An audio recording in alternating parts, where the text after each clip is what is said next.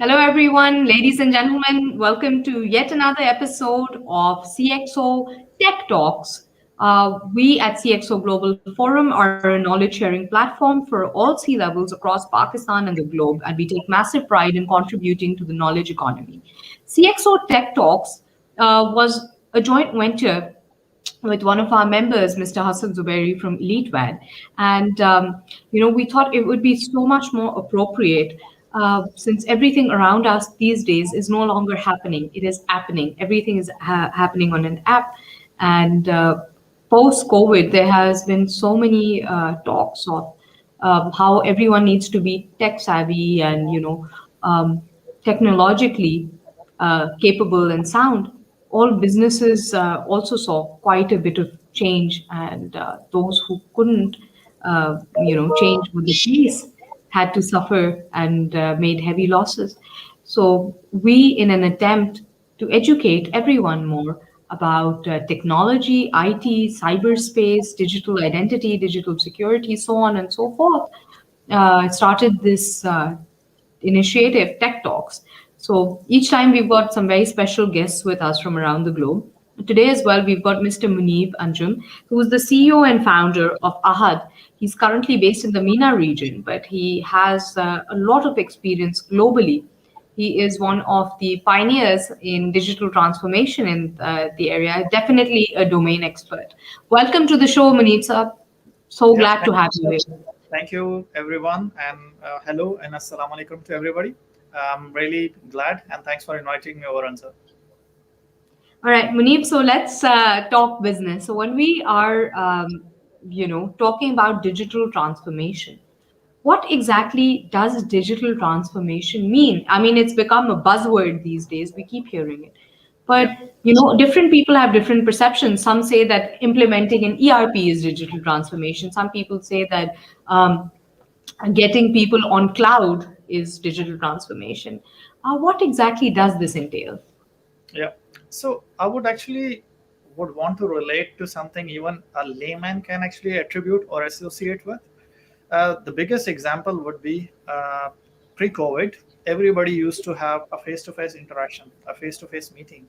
And if we know, especially how things have changed, how things have evolved, everything in terms of physical meetings, the physical one-on-one conversations now moved toward electronic, as you mentioned, even an app. And when we are moving a physical space and creating a digital twin, because when we used to have a physical meeting, we need to book a meeting place. The place will be physically booked for that specific number of hours, and that place is then restricted and locked for those certain individuals who will occupy that particular space. Now, with digital transformation, now how everybody actually is now utilizing it is we have created a replica of that meeting into a digital form where anybody could log in, anybody could use it simultaneously as well. And dependent on the means, the audience could be maybe, since we are just talking one on one, we just finished our biggest roadshow. I'm actually very proud as well because Alhamdulillah, we had more than 600 plus attendees across the Middle East region, and which is actually very big and transforming because I still remember the days when we used to invite customers to say, "Can we have a WebEx meeting?" And the customers always was like, "No, please come to my office," even if that meant we have to drive 200 kilometers away just for that one particular meeting because definitely that was required and that was the need. But with today, digital transformation allows businesses to be more seamless and especially moving with more agility because as you were actually mentioning when you began your talk, if you are not shaping, if you're not evolving, if you're not keeping pace with the rapidly changing technology, you will be left behind. And this is where digital transformation could be in each and every domain. HR is obviously moving in a direction where, for instance, they would want to automate.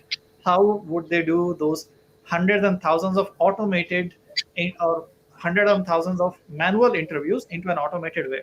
So that could be Like digital process transformation. automation.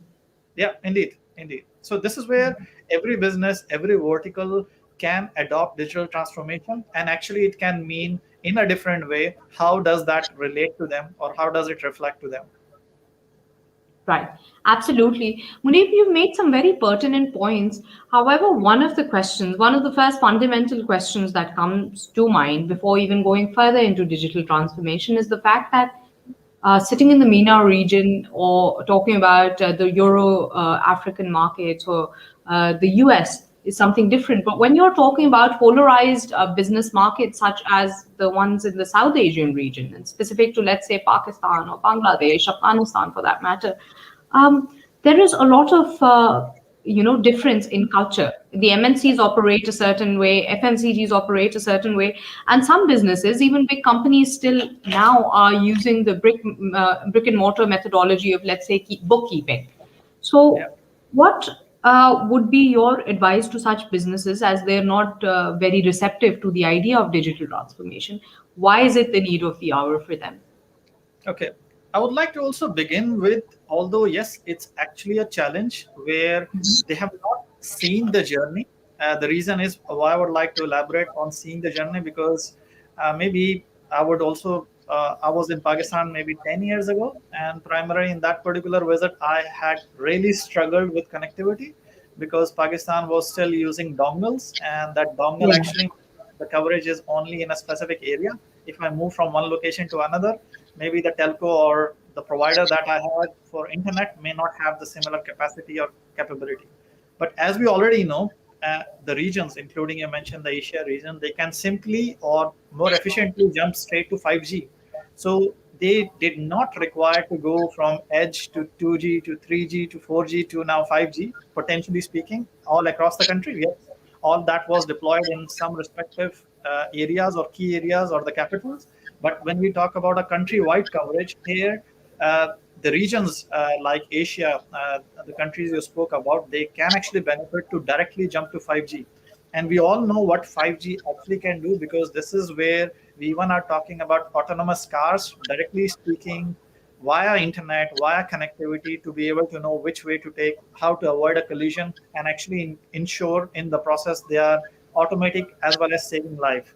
In the context of, for instance, how ERP or how such solutions could be utilized and transformed, I would like to shed more importantly today, it becomes much more easier, since in the beginning there used to be actually a heavy investment that was required for businesses to actually go and adopt a solution.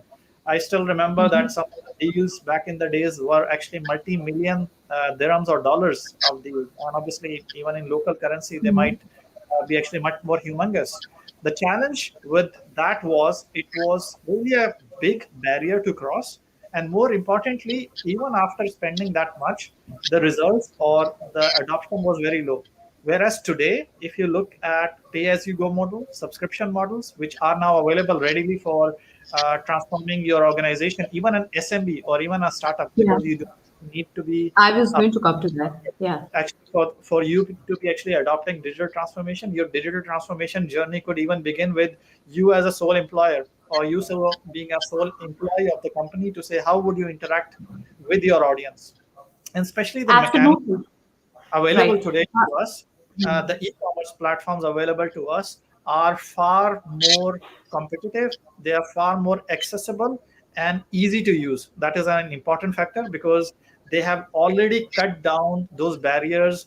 The user experience, how maybe even the personalization or localization of languages even can take place today. Whereas if you're talking about the similar journey which maybe UAE or other Middle Eastern country have gone through, they have gone through the tireless process of they do something, they actually at times terribly fail, which actually is also a very big question to ask. We spend millions into it, and the results were not derived. The reason is they had to go through that learning process, or even the software were required to get personalized to the culture, to how obviously the organizations actually operate, because you cannot just simply bring in something from somewhere else. It works there and it works in every culture. So this is where I Right. would say today it's much more easier, much more convenient, and the barriers are much lower as opposed to before. The simplest example would be the email packages. I'm not promoting any particular brand, but everybody knows you can use any of the online meetings, your email space, your file content sharing, collaboration. All that is very critical, and many of time you actually are also sharing sensitive information. So you would like to make sure as a startup or even as a big company, you do not simply would want to invest too big and too much into it. So this is where those platforms obviously could be available to help you in Right. your journey, where you can actually adopt it quickly and swiftly. Speaking about adoption of digital transformation, one of the things that comes to mind, and one of the most important things, in my opinion, is your customer experience. So let's break it down. So, first of all, let's talk about customer experience. What exactly is customer experience? So customer experience is where people expect they will be treated, they will be engaged, they will be responded 24 by 7. And by the way, the notion customer is the king, which obviously is a reality as long as businesses would like to thrive and survive. We need to attend to what our customer needs, because I may have the best technology and solution, but if there is no demand for it, if the customer is actually not willing to buy for it, you will simply fail. So here, the customer success is one of the critical aspects how businesses actually need to look into when, especially they are adopting, when they are actually innovating and changing the way how users or how communities or how organizations actually operate today. If Right. and the customer experience actually is not taken into contention, we actually have seen people, products, technologies will simply wither away. And this is where nobody, as an entrepreneur, as a business, as maybe as any international or community, would want to actually do that, because nobody actually has free funds to give away. So this is where the notion of customers expecting their support as and when they want is one of the critical factor where digital transformation is actually driving things. One quickest example would be, for instance, we do know, obviously, within Pakistan, within the territories, they have specific time zones. But why are you actually serving only a local community? Why are you only adapt to your town or your city only? This is where digital transformation actually give you the access to actually support international company or serve your international community as well.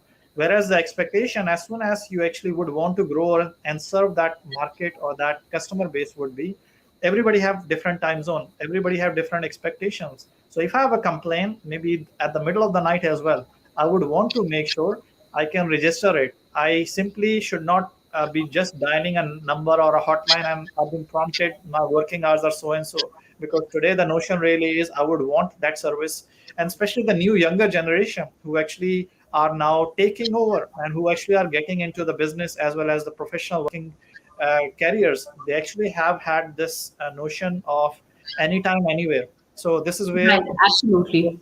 adapt to it. Right. Let's talk about operational agility.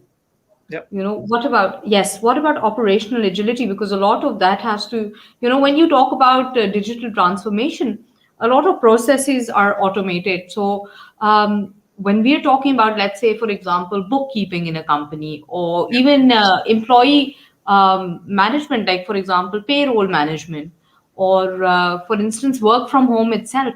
So how much does operational agility matter? Where does it come in handy? Which businesses require this particular aspect?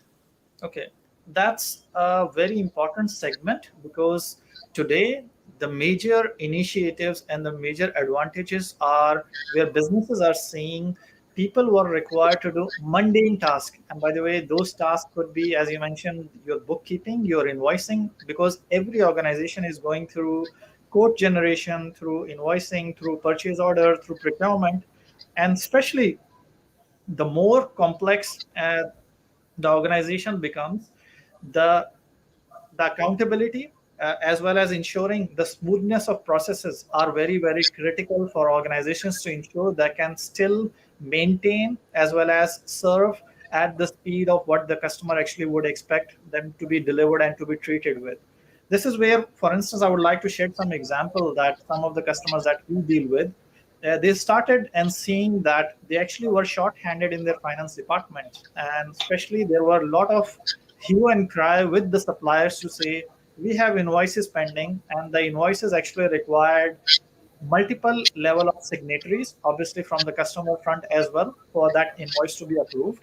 And this is where the customer realized to say, if we are actually stopping and blocking the payments to our supplier, that actually is potentially also impacting on the deliverables which those vendors are doing on the rest of the other projects as well.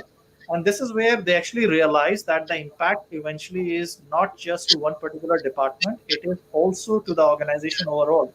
And this is where many times the risk quantification as well as identifying what are the key challenges and obviously prioritizing them also takes a precedence, because we simply should not be doing things for the sake of doing it just because everybody else does it.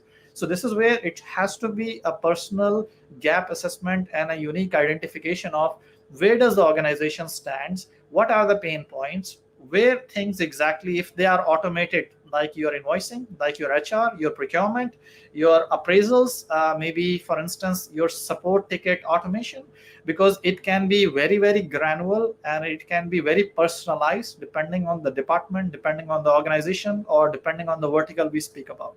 But the most important thing is all of them really do have immense benefits to attain out of it. The most important thing for the organizations really is everybody is looking to do cost cutting, where digital transformation is not just helping you with reduction of your cost, it actually is helping you generate much more revenue as opposed to how you would be doing things manually. Absolutely. That definitely is one of the biggest motivations, because each time somebody does ask us about digital transformation, even the startups, earlier you made this point, that do not look at digital transformation as a burden or a cost. Look at it like an investment, because that's your long-term investment into your business. Moving forward, Muneeb, one of the challenges that one sees is that there obviously, we spoke about operational agility, we spoke about the customer experience. What about the culture and leadership? Because what happens is that for years and years, you'll have the same COO or CMO in the company, and they're used to, their previous methodology, or, they're not used to process automation. And that means even within the workforce, it's a whole cultural change, because earlier, like, let's just talk about something very very simple, such as time in time out, check in time, so attendance for that matter, of employees. So when they're coming in, it was earlier, like especially with bigger businesses and FMCGs and all in the factories, even you'd see that the labor would come in and just manually enter on a register. Now things have become, there's AI based facial biometric attendance and so on and so forth.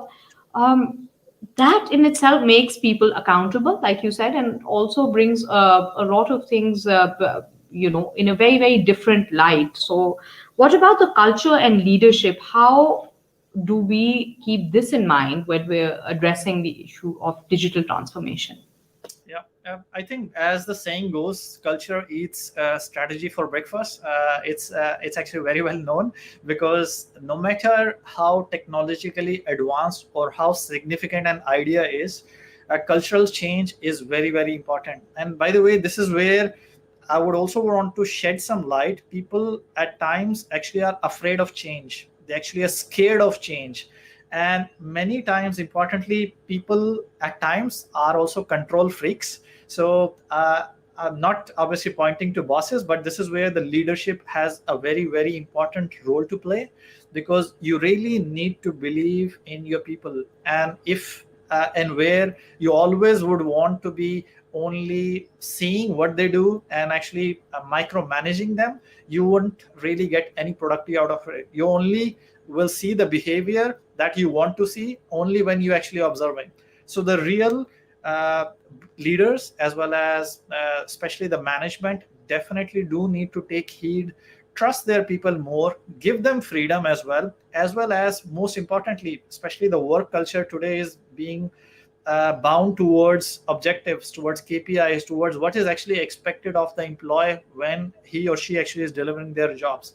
So if we move actually in those notions, we actually may be very much surprised how innovative, how productive the same workforce actually could be, whereas the manager or the management in particularly would be bounding the employee or the workforce to say, I know this is how it's supposed to be done, and please only do it in this fashion or in this way. Today we know, especially that the digital transformation also is actually a big race among organizations, where you could be actually left behind. And we have seen this happen with some of the major international entities, with the major entities and organizations. So most important thing really is the management does need to understand the culture needs to adopt and change. And instead of saying let's do a complete 180 and a 90-degree turn, let's actually go step by step, where we ensure that the productivity is being shown, the change actually is effective, as well as everything that the business objective, because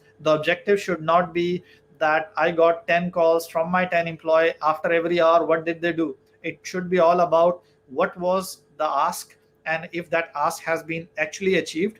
If we give that clarity to our workforce, to our employee, we would really see the culture changing. We will also see really also harnessing the advantages, because the whole important aspect is not just simply to give freedom for the sake of giving freedom.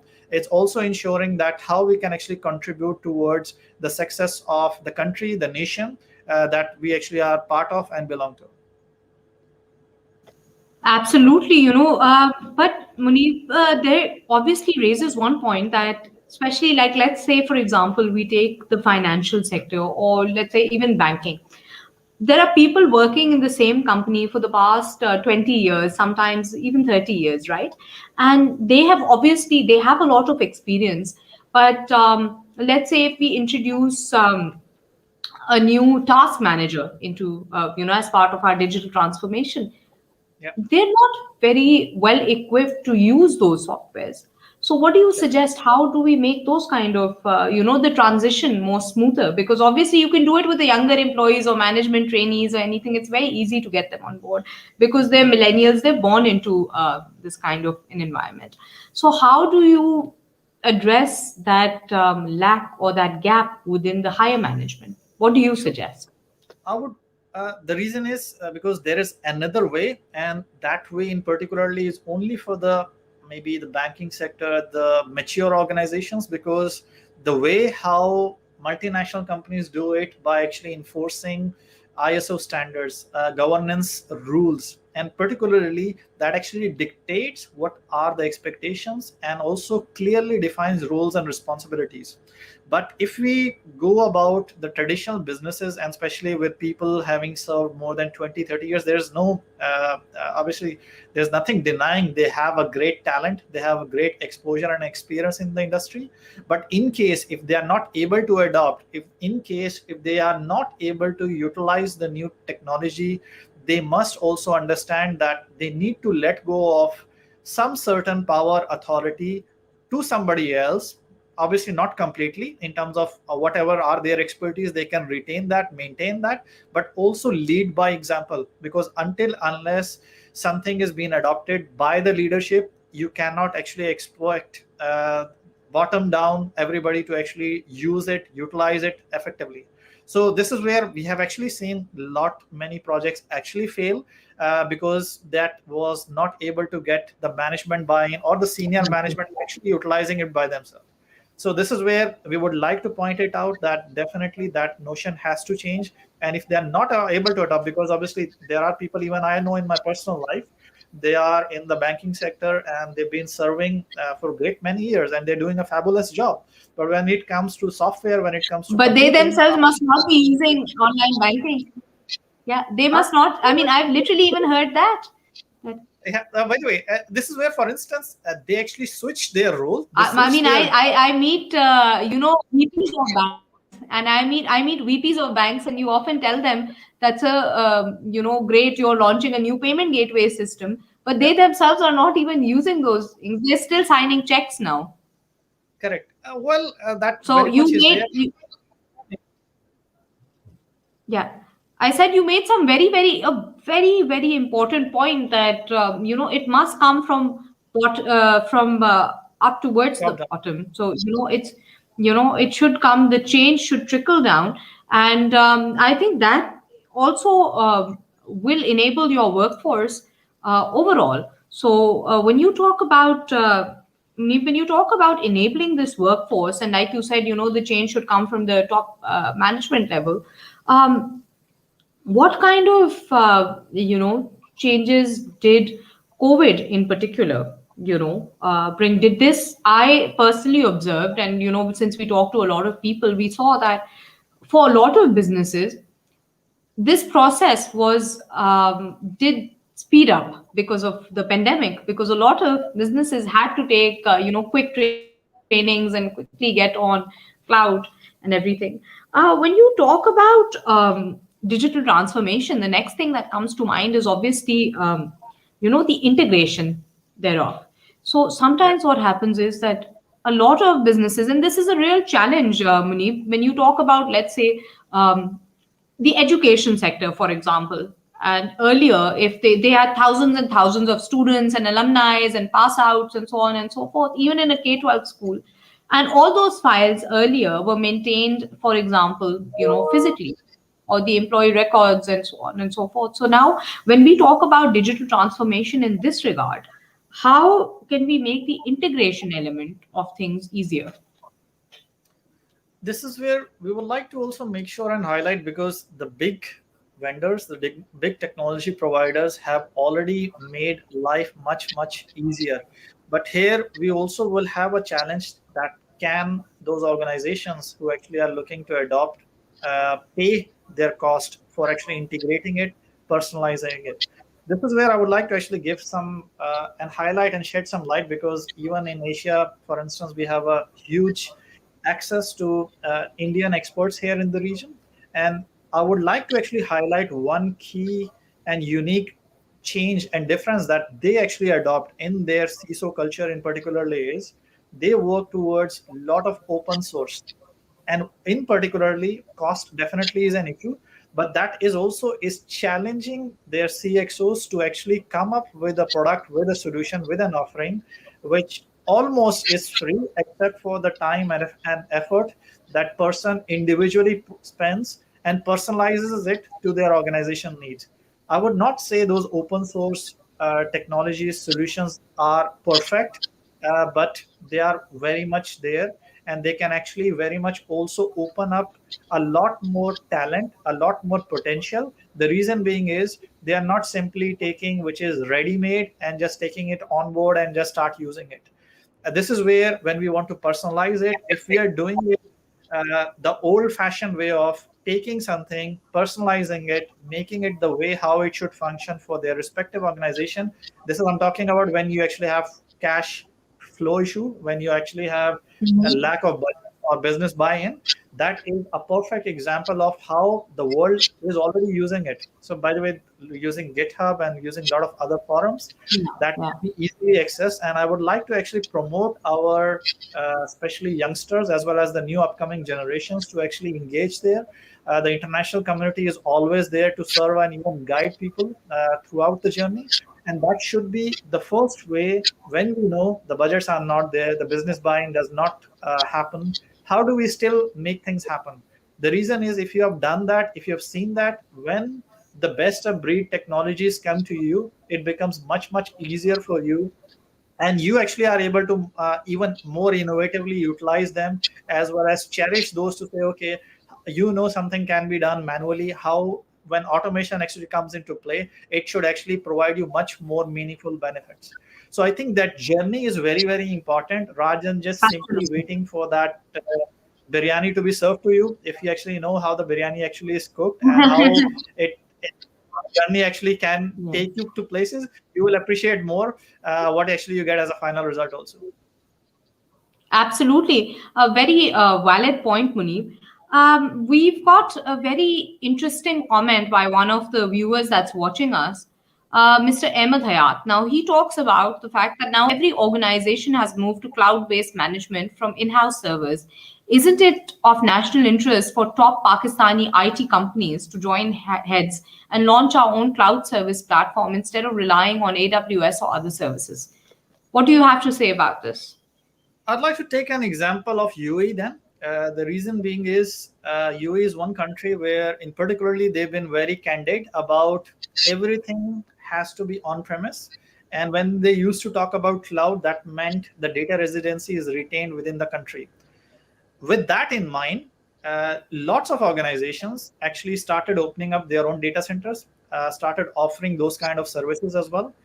That actually also meant now there's a lot more competition which was created towards the phase, because obviously I'm talking about Amazon is still not in country, whereas during 2020, the year of pandemic, Microsoft actually now have data residency met with their local data centers in UAE. Now, what does that mean for those businesses who actually were opting to say there is no Microsoft, there is no Amazon? They invested heavily, and quite frankly, if you look at the outcome, yes, they did harness some benefit out of it. But as we are seeing, COVID has only trickled and fast tracked adoption of cloud. That actually now means Amazon, Oracle. By the way, yesterday we were in a conference with Alibaba, Huawei, and I was surprised to know that Oracle, Huawei, and Alibaba have their resident as well as Okay. local data centers in UAE. I'm not sure for Pakistan, In but UAE. obviously Okay, this is wow. where.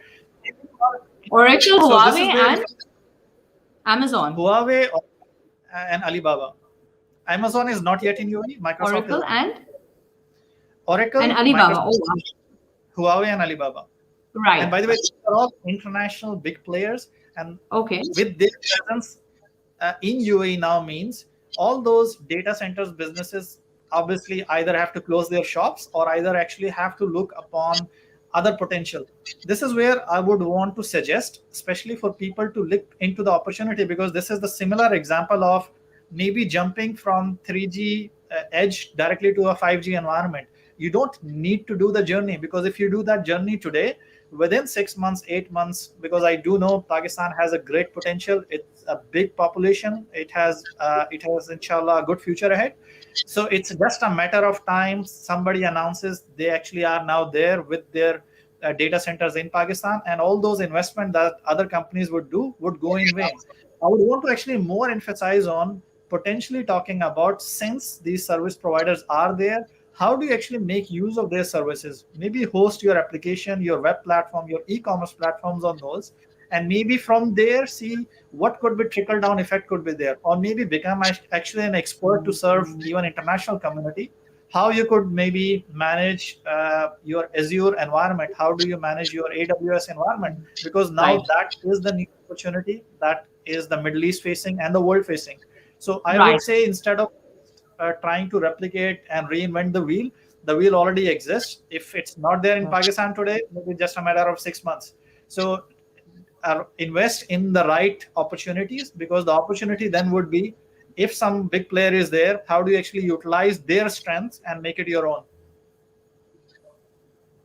Right, absolutely. Thank you so much, Muneeb, for those insights, and they have been great. I unfortunately have to tell you that we have come towards the end of the session, but we really appreciate all the effort, and we would love to have you as a thought leader and contribute some more to CxO Global Forum and the knowledge economy. Thank you Yep. for your time. And ladies and gentlemen, we will be joining you next time with some other key players, some movers and shakers of their domain. CXO. Please keep us updated with your comments and feedback. We really appreciate it. If you want to learn more about Ahad, the company, and about Muneeb, he will be available on LinkedIn. You can contact him. Also, log on to cxoforum.global and learn more about us. Thank you very much and see you next time. Thank you, Anza. Thanks, everyone.